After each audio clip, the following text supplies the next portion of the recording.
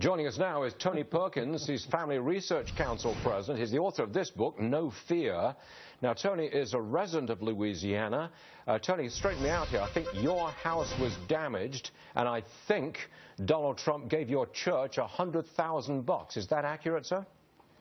It is accurate. My house flooded. I am the interim pastor of the church there, and I'm grateful to Donald Trump. I called him, his campaign, talked with Steve, and asked them if they would come down and bring some attention to this, and they took the gamble, and they said, we don't want any media, we just want to come down and look at it. And as I toured with him and Mike Pence, they were astounded at the damage, and thankfully, them coming down here has brought the attention to what's taken place. Now, he did not want a photo op.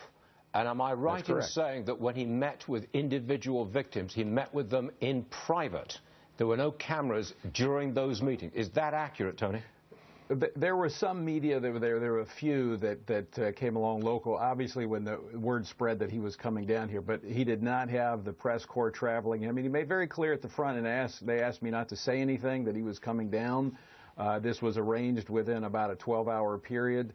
And so we honored that, but yet word spread quickly. But it was genuine that he came down to assess this.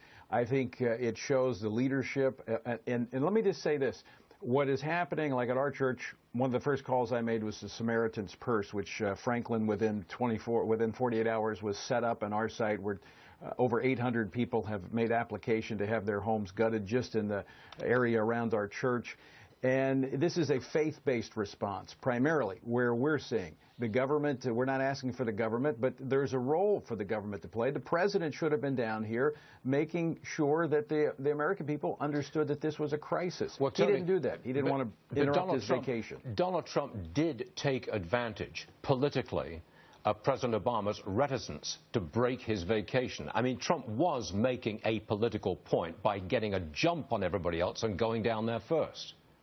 Well, I think, but it was a risky one because he didn't know if they would say that he was doing it just for publicity.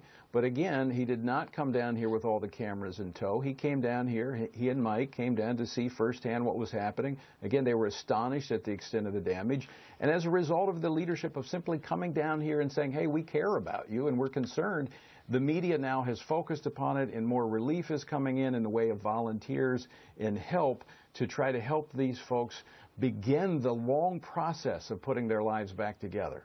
Well said, Tony Perkins. I don't think most people realize just how bad you've taken it down there. And thanks for showing it to us. We appreciate it. We'll see you again later. Thank you.